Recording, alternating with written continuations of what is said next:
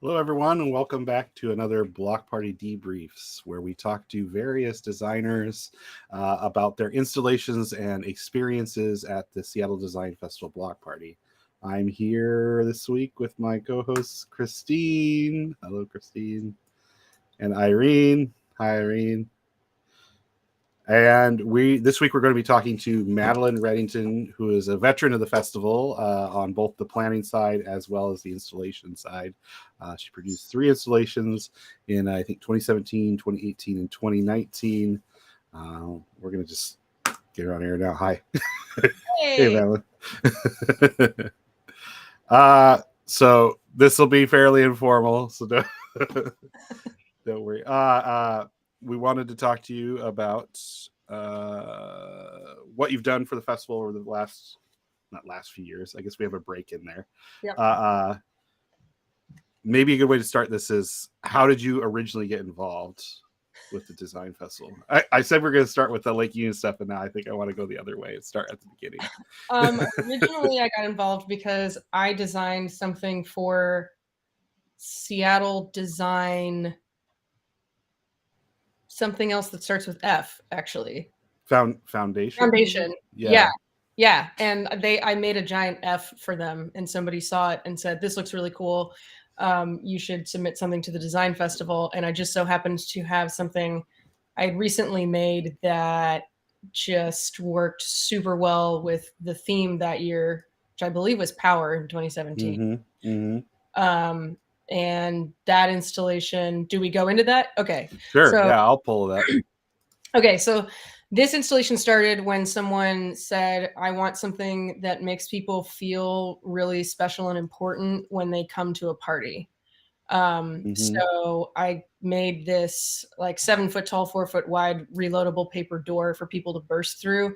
And the cool thing about it is it takes about 1.5 minutes to reload. So you can just reload it over and over again. So basically it's a doorway to make an entrance over and over and over again. But because the theme of the festival this year was power, we decided to have people put their demons or challenges on it and then choose a tool, which I had a big collection of, tools, and then choose a tool and break through it. And we took slow-mo video of everybody, and I put together these videos that are on my Instagram where I did like some audio soundscape editing with them. And it was 2017 and I didn't have a nicer camera, or I'd have some really cool footage of that. But they are still really cool. It's like watching someone walk away from a burning building like over and over and over again. But it's tons of just like cool, random, excited people that are just behind a square on their way to go somewhere, whatever. And then my friend that was there kind of came up with the idea of emceeing it. She just sort of started doing that. Like when this,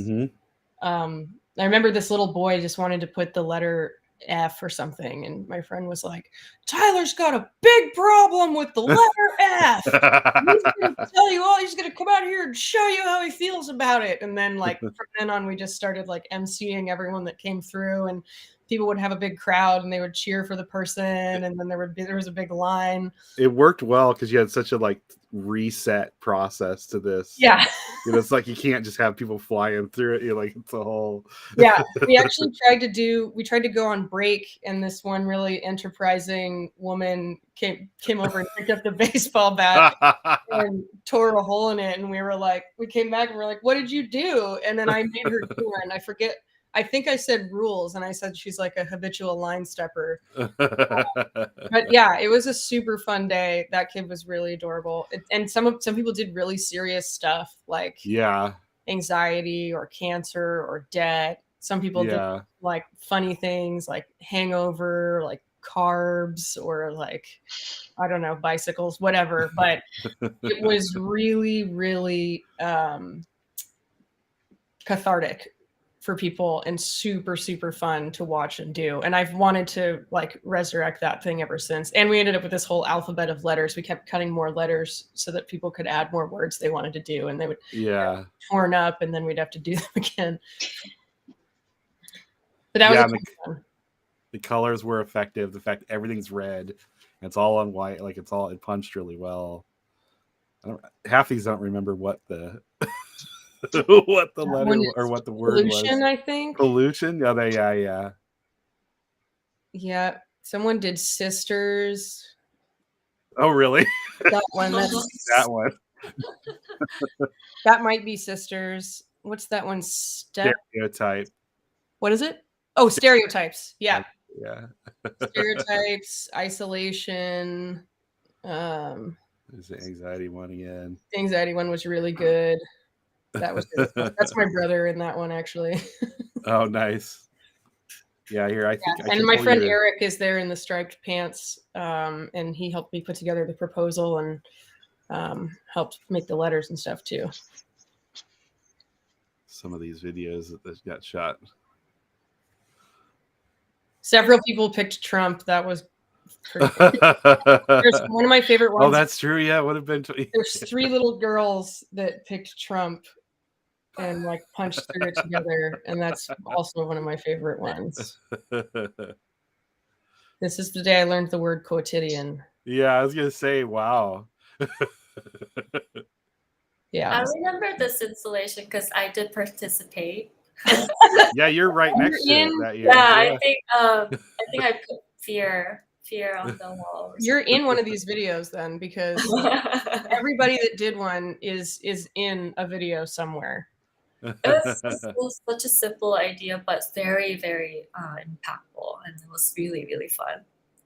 Yeah, I had so much fun with this. I just want to do it again, actually. I might. Yeah, I think we did it at the party too after this. Yeah. Which I won't dig up, but yeah. Yeah, okay. Well, so here, let's start with this one. The thing, were there things about this that you intended to start with that changed in having it, in presenting it? Well, for one thing, the original thing that Eric here, who really knows how to ham it up for the camera, the original idea that we discussed was projecting on it, and then there was the whole conversation that like people have run into time after time at the block party, which is that it's very difficult to do anything with lights or projection whatsoever. Yeah. Because it's like just when it starts looking good, it's going to be over. So the letters were actually kind of a plan B that ended up being so much cooler than a flat surface would have been for this. Yeah. It's like having the letters fly off the paper. So that happened because we did. Oh, you were going to rear project onto it or something? I think we were going to project from the front. That was a discussion like way earlier on that like pretty quickly was like, no. And then it was, it probably would have been, but like, it's so much more effective with the, look at that stuff. Look at it. Yeah. Yeah. And then we talked about like making a giant stamp somehow, or like having people paint it with a huge paintbrush to get like, because you want that much. I love this girl. Sorry. This is just like the best ever. That person went into remission from cancer. And I believe, was a former cheerleader. Or did the she just did a herky. But yeah, we talked about painting letters on. We talked about making a giant stamp. And then this ended up being, I also love this girl. This ended up being like the perfect medium for it. And then you just sort of, you just kind of tape them back on, and they started to get a little torn up over time, but then it like still worked. And the way the letters like flop around in the air when they're falling off was just like, it was perfect. And this was my first installation, and I was right next to this thing that had a whole big team of people. And you're by the Gensler one. I didn't even have anything to like bring my stuff in with. Oh, it was the letter Y, not the letter F. There it goes. So I just used my recycling bin and garbage can from my house. That was men. She was pretty funny. Yeah. She just had it with men that day. I think she was a security guard, if I remember right. But I ended up I had like a whole bunch of 2x4s like in my recycle bin, and I parked and then wheeled that out into Pioneer Square because that's what I could find to like put together with. So yes. There are Yeah. definitely things I that mean, would that's be easier, that's but a good advice point, right? It's like you can, yeah, it don't always have to be this whole thing. I mean, there you can source stuff in your own way. I mean, you're a good example of like a lot of these proposals are like, yeah, it's a huge team or it's like an office of people or whatever. But we do have people who are like it's really themselves. yeah, You had a bunch of support, which is I think crucial. necessary to pull it off. But yeah, it's possible to do it. Oh yeah, there you're getting your letters ripped. The other thing you hinted at here too is the fact that a whole bunch of people go through these things over 2 days and the kind of Durability is a factor. yeah, well, and yeah, and just how like okay, if you got something that's got a reset or you're adding things over time, like that can eat you alive too in terms of how much Yeah. it takes for time or cost or whatever for elements. So yeah. Well, it looks like, I mean, there's so many. Rules. There she is. That's the rule. There's the rules one. That one's great. Yeah, well, these cut together well too for. Yeah, I mean, I spent the next at least a week, maybe over the next week, I think is when I like posted all of these because I told every person that went through that they would be in a video, which is Oh yeah, that's signing which is what a yourself lot up. of people want. I mean, it's definitely like a slow-mo photo booth in a lot of ways. Yeah, I mean that's signing yourself up for a lot of work, and it made sense that like I think my original plan might have actually been to make separate posts for all of them. That would have taken forever and not been Yeah, but unwieldy. I love this as a piece and having these like groups of people with I tried to like put themes together that would work well together, and I actually Yeah, it was a lot of work and it was kind of exhausting editing all of these, but I'm really happy that I did it that way. And a lot of the people like I would have them give me their Instagram or tag themselves if they saw themselves, and that was really fun too. So I recognize some of definitely these people. He's from the installation just to the right of you, I think. he was one of the only people that used the level, and he was so Yeah. excited about it. So excited. Well, okay, so we'll skip ahead. Actually, I guess this was still on your Instagram, so we're gonna go back to this. So then the next year, which we don't have a lot of photos of, I think we start here. You probably want this is gonna be more you explaining what you did. Yeah. So the next year, the theme was trust, and I can think of other things that would test your trust in other ways, but I think that having a total stranger put blackout glasses on you and be like, "Here, get in the back of this trailer in the middle of Pioneer Square, and I'm going to shut the door with you in there, and you're not going to open your eyes or take these glasses off until I shut the door," is a pretty good test of trust.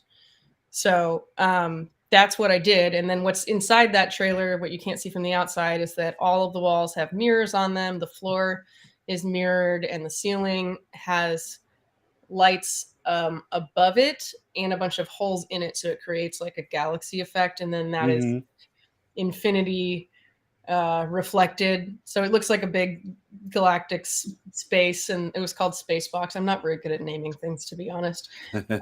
But there were lights in like the corners of the walls and the ceiling. And then the idea was like it's a sensory deprivation experience. I spent a lot of time in there, like making sure there absolutely no light would get in there. Like can't see your hand, your face, dark.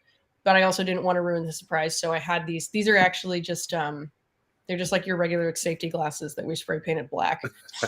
And now you would lead people in and help them sit down, and like whole families that like so these people would come up and then close their eyes and hand me their child and just be like, "Here." I was like, "Oh my God, it's the perfect experience of trust."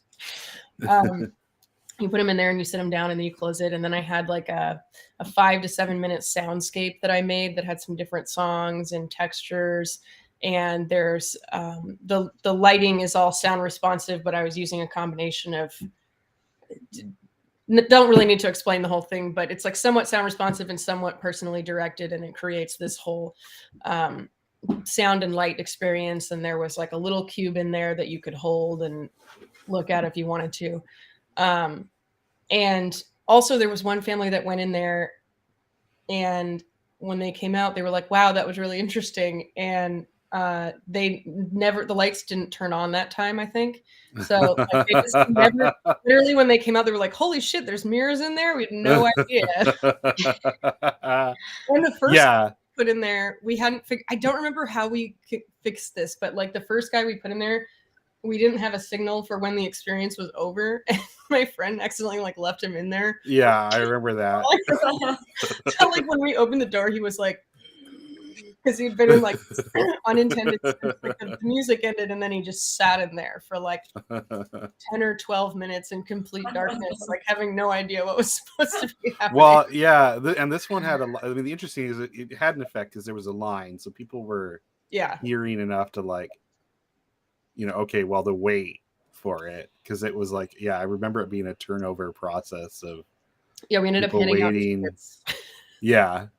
Yeah, which is like, it's fine. Like, I mean, I think for people who've never done it before, it's like you can go this route where it's like, okay, you're going to accept that, like, even if there's 10,000 people there, the amount of time you have is going to divide out where you're going to get maybe 100 people total. And like, that's just what it is. Or you go the other way. It's like, well, we want to get everybody through, and it's like really quick and flowing. But you had a great job of like structuring an area for people to wait. And like, this was, isn't this like a little holding area behind the tent or behind the Oops, that's my dog. the trailer? Yeah. We had it because I think it was, we wanted people to not see it when the doors were open. So I think what we did was we had people take a photo in front of the back of the trailer, and then we would unclip those and close it so that when we actually brought people in, the other people waiting in line wouldn't be able to see what was inside, because the whole exercise of trust was supposed to be, you have no idea what's in here. You can't find a picture of it anywhere. You can't find a video. You can probably find someone who might explain it to you, or they might not, but it's supposed to be a mystery. At least it's almost like, even if you do know what's in there, you don't till you've seen it, because you have no idea how it would be presented. Yeah, but it did turn into a line, which is not something we were prepared to deal with, which I'm sure happens to a lot of installations at the block party. I was trying to figure. And you got to think on the fly a little bit. I was seeing if I could find a picture of the line. This is the year we had that stage that popped up next. Oh, no, that was the year before. I'm still looking at the last one, but but yeah, that was definitely a fun like problem. I think we ended up handing people little pieces of paper, and then like people have different experiences, and you can tell if they've been to the design festival before or not. Yeah. Because they're like, oh, does it cost something? Am I supposed to do this or that? Or like, some people are really like, I was in line before this guy and blah, blah, blah. And like, people are just like, I don't care. Like, it's just the whole gamut of like people and their expectations coming through. Yes. Yeah, I'm looking for, there's an overview shot here where I think I can see the line, but oh well. It's like, I don't have any photos of that, and then like, oh well, maybe I have a picture of. Oh, here we go. Okay, we have the one photo. I've got. This is before. I think this is before anything set up too much. Oh yeah. There's the trailer and the label and the setup at least. Yeah. And I was in that trailer very late, tweaking things like the night before, like I am. Well, I think that was with your first one too, if I remember. Weren't you the last one that was there? It's every time.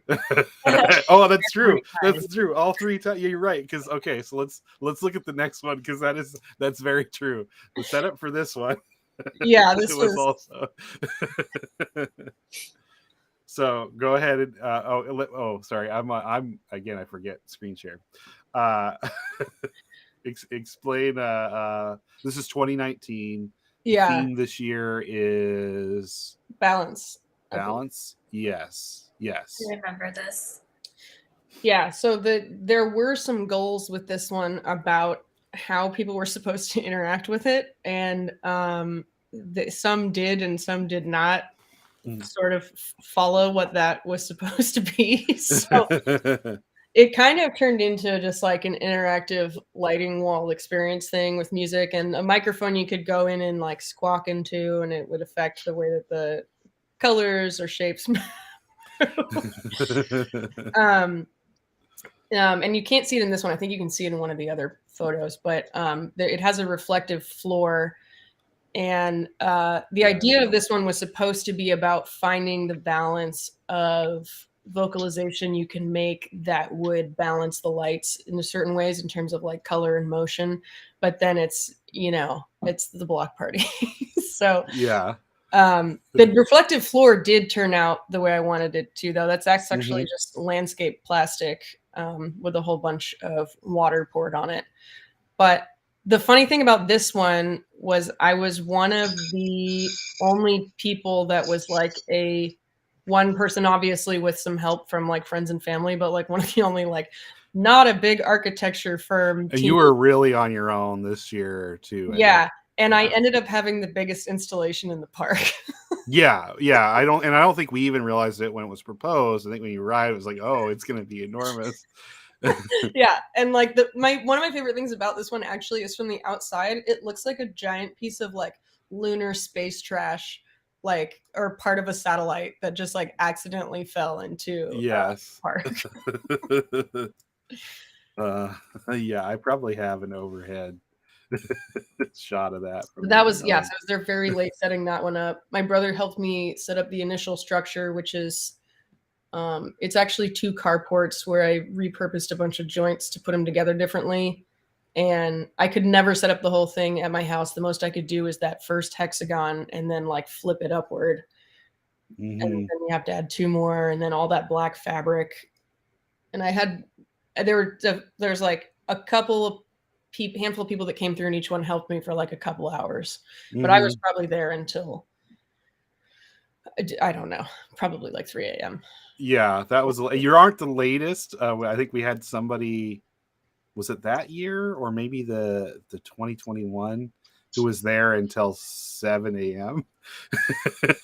And so we get there like not that long after that, and everybody's setting up, and you're like, well, where is this team? And like, it's drifting into 11, they aren't there, and the event's running, and check in, like they had left at 7, went to go eat, and it was like trying to figure out how to get back. Oh my god, wait, I can't believe that happened and it wasn't me. Yeah, again, it was a small group. I think that's a good, we're hitting a good point here. It's like, you're on your own, really think through when people ask about scale and stuff. It's like, it's really all about you. It's like, what can you carry through and you're confident in, but also you got to be super honest, or you just accept, like, look, this is going to just be a giant. I think that's been my process every time, because like I really don't like to pare down my vision. Yeah, because you and I went back and forth. I was like, I don't know about the lights. You really want to do, which they work, but like it was at the end of the day, they really started to pop. Yeah, I remember we had a whole bunch of ideas about how to like black it out further and make it darker. And this is even with, I think, doesn't this have a front? No, it doesn't. Curtain on the front. They didn't have a curtain on the front, which maybe that would help. But yeah, I think the reason I didn't like. Okay, if I'd had access to, and again, this is something I would like to change about future installations, if I had like found a way to connect with some like material sponsors or people that would want materials or something like that, then I might have been able to find some super awesome material that could have darkened this while still letting it be visible to people that are outside the structure, because that's the reason it doesn't have a front on it. And that's the reason it has so much depth. I do have some really cool pictures from inside there facing out towards the park too, though, because I mean, it's like a weird space portal. I mean, yeah, let's try to see if I have, I guess I don't have my drone photos available here. Was it also really warm that year? Was it? Well, that's where you benefited. Yeah, it was sunny the whole time, so everybody got burnt, other than Madeline and her cave. It was sunny. I think I remember it was sunny, but it wasn't like too hot. In my like giant shade tent, yeah. Yeah. The other that we were worried about like, blowing away, and like I think it did fine. But this whole thing fit in my Subaru, like, which is every installation I've done, even if it is super big. Well, okay, obviously not the trailer, but well, but still mobile, collapses. Yeah, this would have been okay if I'd had more setup help and bigger ladders and probably some better materials. But I'm curious about the afterlife of this installation. Those tubes that are in there are in my house in the corner right over there right now. And they have been on stage at the Crocodile, somewhere in the Crocodile, the something in Tacoma, the Chop Suey. They actually were in Chop when Chop existed. Oh yeah. I lit somebody's performance down there. And yeah, and they've been in Barboza. Like I've used them in a bunch of different venues to do. They're very modular, which is they were made to be stage lights in the first place. That's actually what they were before I used them in that installation also. Awesome. But I'm an artist, not an engineer, so they're not gonna last forever. Well, they're in the back. So yeah, I was gonna say here's the scale of it. Oh yeah, behind this couple. I think it's in the background of one. I know I have a picture from wide, but yeah. Yes, it's enormous. Yeah, I believe it's 14 feet tall, I think. Yeah, you get a little sense of scale there with the people. 14 feet wide, yeah. Yeah. And those are also intentionally arranged to create a depth illusion by being farther apart as they get to the sides and closer together as they get towards the middle. But it was also pretty windy, and you can see in some of the other pictures that by the end of the weekend they were sort of like all over the place. All over, yeah. Let's see. Do you have any pictures of this on your Instagram? I have that one video of me standing in front of it that I don't know how well that would come through. Let me look here. Sorry, I'm looking at our other source here. Go here. Yeah, you have you in front of the light here. This one. Yeah. Yeah, this is at night. Mm-hmm. Yeah, man. Check what time it was posted. What time does it say on there? I can't. It just says 195 weeks now. It doesn't. Oh, okay. You can't read that it. was. Yeah, the thing just looks so rad as soon as it gets dark out. Yes. Yeah, it really pops. I definitely hung out. This time my takedown was late because I had some friends hanging around, and we wanted to hang out with it for a little while it was actually dark. Yeah, actually, that's a good thing too. So I people have asked about that. Hey, we want to light it up or whatever. And if you've been allotted power, not every installation gets power, but if you have, then yeah, if you want to put lights in or do something at night, it's fine. There's some discussions we have to have, but we've been letting people do it that way versus keep the event running into the night. Just in terms of time, because it's so long. But yeah, more and more folks have been doing that just to get a couple cool photos. There's one from last year that did that and kind of invited people to come by at like 9 or whatever. Sunset's closer almost at 10 p.m. that time of year, so it gets real tricky to line up. But yes. You're still in Lake Union Park, right? We're in Lake Union Park. Yeah, here's this shot that gives you a good sense of scale. This is in broad daylight. Yeah. I don't know. He must. It's another photographer. Let's see behind the scenes here. If he's got here's a shot. Mike. Yeah, there you go. We're getting almost the night. That's a good capturing the glow and reflection. And that's probably Mike asking you all about how you use, because you're using Mad Mapper, right, for lighting. Yeah, that's probably that's someone asking me questions about it. Yeah. Well, and the pivot, there's a pivot here too, right? It's like, okay, the light effect is one thing in the mornings and the daylight, and so leaning more into kind of like, hey, you're here, and like I know when I was taking these photos, it turned into a little karaoke. It definitely feels very karaoke in this one, and the lights are very pastel, which is kind of actually. Like that one. That person is having more fun in this installation than I think anyone had in this installation the whole weekend. All right. Well, so let's share. Do you have any advice for other people? I mean, we've hit on a couple here, but definitely, like I was. Well, see, and I've watched a couple of these. Of your interviews with people, and people always talk about how deciding when and how much to pare down your vision. Yeah. And And you feel the opposite, right? Like Well, no, I think that is good advice, but I guess if you're a person that is strongly attached to certain parts of your vision that you feel like it's not going to actually be effective without those things. Yeah. Like there's parts of the way that I designed this where I wanted it to, like, how tight the paper is pulled so it's not super wrinkly and all these little details that end up actually having an effect on how the outcome is. If you're going to be like that, just be prepared to either work your ass off like a stupid amount in the days leading up to it, or make sure that you have enough support, people to help you, probably both. But I would say also, like, if you're an individual artist looking at this festival, trying to think about what resources you have as part of your planning process, because there's probably things where I wouldn't have had to actually compromise my vision, but I could have done better if I had reached out to, a reuse store and say, hey, I'm looking for XYZ. Do you have any that you can donate to my installation, or like something like that, or like look for other resources where you can get volunteers. Obviously even with the stipends now.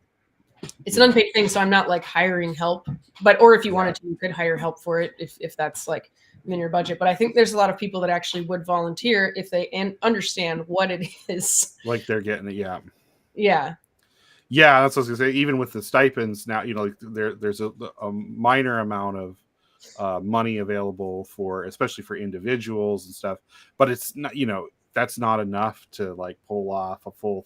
There's still kind of a, you've got to prepare out how you want to get the things. You're right, and prioritize what's most critical to the concept. I mean, we just had this argument this weekend on an art project where one person has had a family emergency.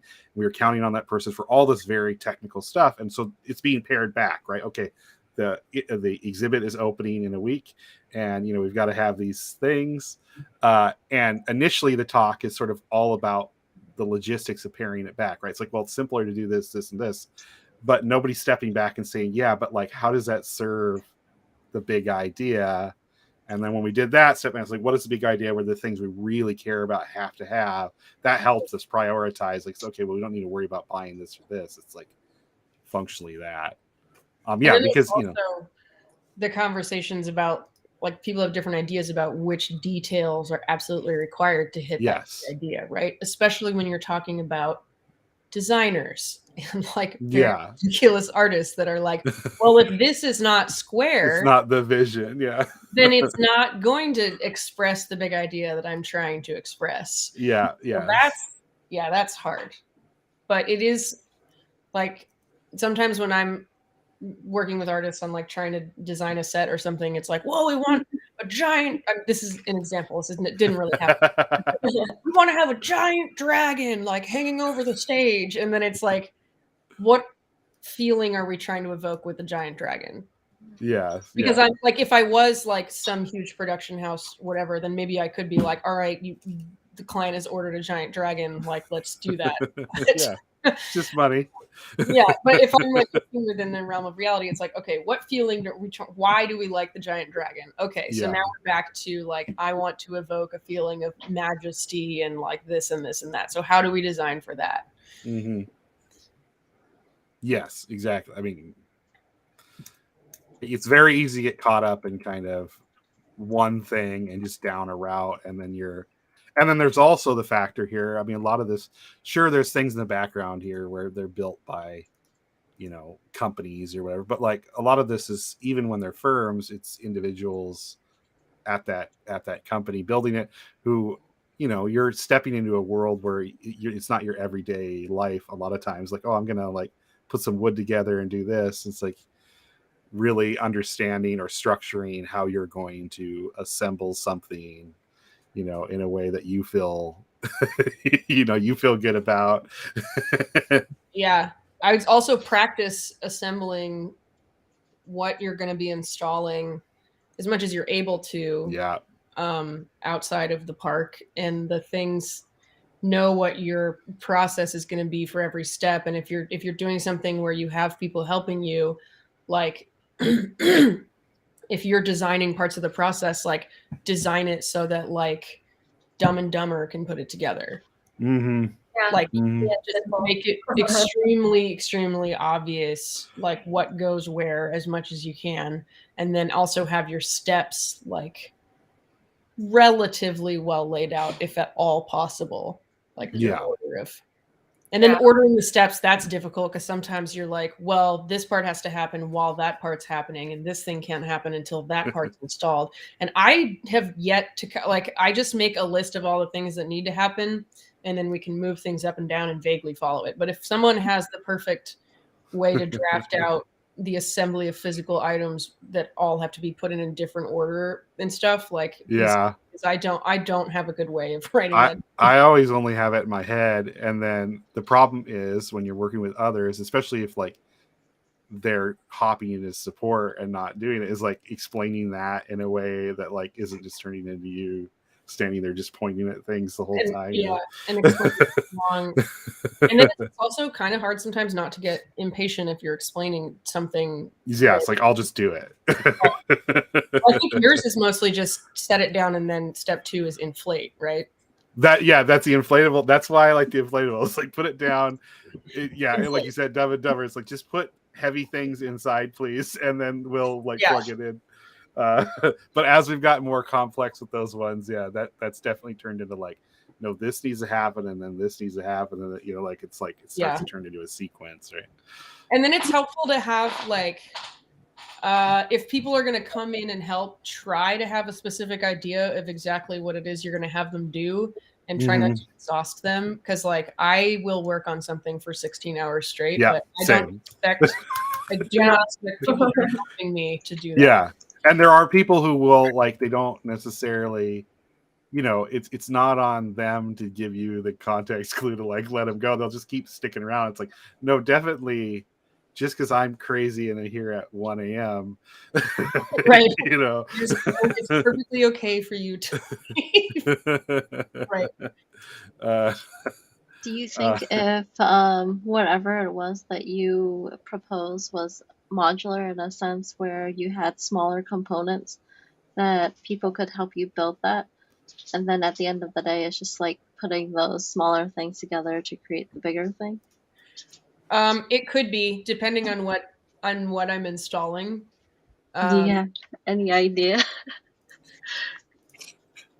Well, I have an idea of a thing I'm thinking about for this year's that would have, hopefully would break down smaller like that. It's much smaller than, it's not it's not Not like 14 foot tall. No, the thing, I mean, a lot of it though, because like that thing that we're looking at, like that entire thing is custom, like and it's custom out of like random miscellaneous bits and bobs. So like the only person who realistically knows how to put that together is me. I tried color coding stuff to try to make it easier to put together, but ultimately like the person who can pick up the piece of wood and smell it and be like, this one goes with that one with that particular installation was me. And it's because I didn't have the most precision stuff to make it so that it was all perfectly modular. I tried, but wood is an imprecise medium sometimes, and so things actually had to go exactly where they had to go. And like the brake that keeps the paper from just yanking off the roll is a repurposed bicycle brake that like there's like a bike chain, and the whole thing is like installed. And it was just like, it would take me as long to explain it to somebody as it was to put it together myself. But I've also, it would be hard to figure out how to have done that one differently, for sure. Future ones I would like to do differently. And one of the things I try to do is like, if I can, try to make sure that like it's not like everything has to be installed with a drill and we only have one drill and one set of bits. Mm-hmm. So like try to make stuff that can actually be screwed in by hand or sometimes without even a screwdriver, which I've tried to do that with some 3D printed parts, but that's I'm still workshopping that concept. But yes, if you can break your project down into smaller components, and like work with people to have them work on this little part and that little part and then put it all together. That's a fantastic idea. That's something I'm still working on getting better at doing. And actually like calling people up and saying like, hey, do you want to come help me work on this for like 4 hours? Instead of just feeling like I can't ask anybody for help because this is all too big and complicated and nobody wants to work on it for 16 hours. Mhm. Figure out something that you can have someone help you with for 4 hours instead. Yeah. And a project thing that a couple of friends and I, well, it's actually something they came up with. I was working on a set with them and they said, so people were saying, we're trying to do this whole thing really fast, not enough time at all. We really realistically need this time, but what we're being sent instead is more people. And those people have varying amounts of skills, but most of them do not have like the same kind of skills that me and the other 2 people have that are running a thing. And so what we ended up saying was, can we stagger when the volunteers get here? Can we have people get here 2 hours apart so we can teach the first person how to do something? And then when the next person comes, we're actually ready for them, instead of having like 5 people show up and then we got to drop everything we're doing and try to explain how to do a bunch of stuff to 5 different people. So for some projects, it's probably easier that way where you're like, let's explain it all one time to everybody and then go off and work. For a lot of my projects, it's definitely easier to integrate like one person at a time. For sure. Sorry, I've been looking for the photos from that party.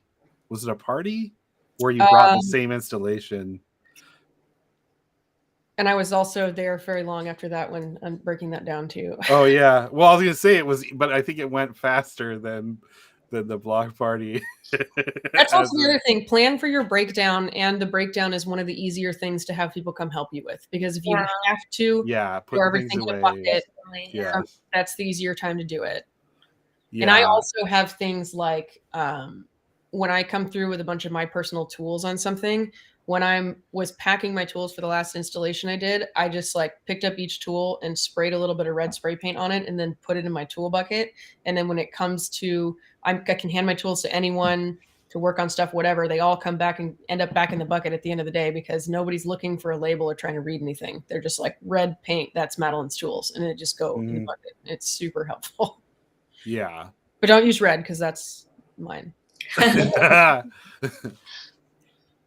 Yeah, I think the hardest lift I always feel like is getting people there for the 10-hour. Looks like rest of those are of the event here.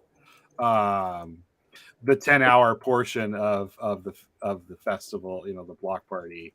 That's the hardest one to get support for. Kind of, even if it's, you know, you're not doing a lot, but it's being there, kind of standing around is always to fill this time is the rough.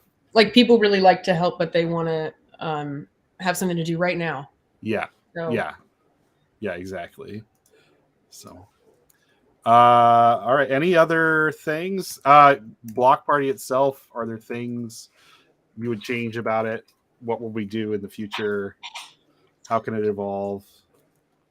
How can it evolve? I don't know. I think block party is awesome. It's like one of my favorite things. I saw that this year there's the ability to apply for doing like a little pop-up also. Yeah, we've made shorter like options to be, again, to that point, right? Options to be there for shorter periods rather than 3 days, 3 10-hour days. Yeah, you know? Yeah, people can't do that. I think that's really cool move for accessibility though. I hope that makes it accessible to maybe more like indie artists and stuff like that. Yeah, the year before we did that, we had, I think it was the same, the last 2019, the last year you were doing it, we had somebody like you was just entirely on her own, and her installation was a really small thing. It was like a rope you walked on with like balance or whatever, but she did it all herself without any support, you know, and rightly, you know, her installation was small and easy to set up, but it was also sort of like, how are you doing this for 10 hours? Like, you know, people need to go and get food and use the restroom and all that. And it's like, so trying to find other ways where it's like, okay, look, this is maybe a better fit for a shorter thing where you're not having to commit to, you know, the full 3 days craziness, you know. Yeah. Any other things? Not that I can think of right now. All right. I think Good. I don't know. I think it's awesome. I did like that in the Pioneer Square location, you've got like a really varied group of people because you get a lot of people Yeah. away from here to there. Yeah. I feel like it's a little different in the park. The But park is, I mean, the Pioneer Square, we definitely have felt like more of a mix. There's people just kind of walking around town. You had the football and baseball traffic, which was, kind of predictable, which we got a similar thing in the park where it's the pirate ship and all that, like all the cruise traffic. right, people going onto that big pink boat. But right. we don't have so much of the just kind of, I came downtown to go shopping and this was going on or whatever, or I live in the neighborhood. It's a little less, Yeah. people are coming there for the things in the park. And we also happen to be there. But it changed. I mean, I was just there this last weekend and there had to have been like 400 people in the park right at that point, just because it's sunny and warm and people are just hanging out. So it continues to shift down there over time of like what that neighborhood is like. And we kind of still the can't vibe. stake anything into the ground. Yeah, there you go. Thank you for pointing that. Not allowed to stake anything ground. No vehicles on the grass. Of that location. Yes, does not matter if you see Parks Department out there doing both of those things. The city has made it very clear we're not allowed to. It's primarily because they're worried about irrigation, but So yeah, that's another thing. Yeah, like with yours, that big one. Yeah, you had to have a bunch of ballast to tie to, and we can't really tie to the poles or things like that as well. So all that stuff, you got to think in advance because that can catch you off guard on the day of. Yes, 1,000%, yeah. Pretty easily. So, and same goes with power too. You got to have a backup plan because we've gotten there and the vaults have just like been burned out. So it's like, well, we thought we had power and we don't. So lots of stuff. Not to end on a downer note. Well, I mean, it's been really fun every time I've done it, though. And there's so many like the people that volunteer and help out and stuff are always super fun and helpful, even if what you're asking for isn't something they can provide. And they're like, "I'm so sorry. Would you like a bucket of water or something?" Yeah, we have chips. Yeah. Well, I mean, but in one of the other interviews I just watched, somebody was saying like it's all design thinking because every single aspect of participating in that block party is a problem you have to not a problem. Yes. A challenge. Well, but there you go. That's but yeah, it's effectively challenge a problem that you're.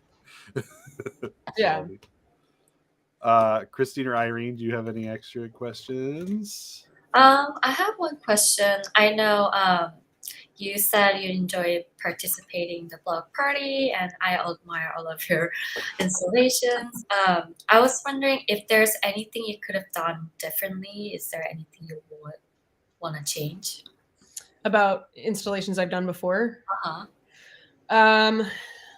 I would try to find more resources to like. I kind of love the way the first installation I did though was such a scrappy little project. Like it was at the last minute and I didn't have a ton of like resources for that. And I kind of wouldn't do it any other way. But at the same time, I would love to have been able to build that in a durable enough way that I would still have it right now. Mm-hmm. And I may have been able to do that if I'd done something like applied for a grant or something. Yeah. And that's something I may still do because I think that installation is really cool and has a lot of potential to be used for the things that are about empowering people that deserve to be empowered. So, but everything I've made, I've ultimately had to destroy. So I think it's more just like what I would do differently isn't like some immediate, like I would maybe use a fabric that didn't catch the wind so much. So like there's stuff like that, but a lot of it is like I would try to like have the like faith and gumption to like marshal some more resources to what I'm doing so that it's able to be something that's like more sustainable, like find places to put it and use it find other design resources to use or people to collaborate with just to make it bigger without like exploding myself. Yes. Yeah, definitely. Not really Awesome. a question, but I've noticed that your installations, all three of them, they do really target a wide range of audience, like different ages, different races, everybody. It's just like everyone seems to come up to them and they enjoy it for what it is. And even I think something you said that you plan the installation to go one way and you have a set of rules. But as soon as people go up to it, it's like all the rules get thrown out. And Everything goes I up. find I love that, and I find it funny because just doing these interviews, it's like a lot of people they say that yeah, I plan it to be an exact type Can't of way. control people. There's rules to how it's supposed to work, but at the end of the day, it's so free, and you can't like predict what people are gonna do with the installation. I love that too. And I also love that I think the block party brings out that spirit in everybody, because kids do that everywhere. But it Yeah. brings out that spirit in the adults too. And that's what, Yeah. like, the woman that did the rule breaking thing on my thing was like probably in her 60s. Like, I just like, it brings that spirit out in like everybody. And that's like that's kind of what design thinking is supposed to do, right? It's supposed to acknowledge that like all of the environments you interact with for the most part are designed. So what are they being designed for, and what could they be designed for? Like, my entire goal all the time is to make people reconsider what they could be doing in the spaces around them. Mhm. That's why I love this festival. Amazing. If you also love the festival or would like to participate, the call for proposals is due in 3 days. You can scan this Totally QR ready. code or go to cdesignfest.org. There you go for more info. Madeline, thank you for being Thank you here. so much. Thanks for having me. It's fun. All I righty. have to look Well, up my proposal. yes, right. We'll see you, everybody. Bye.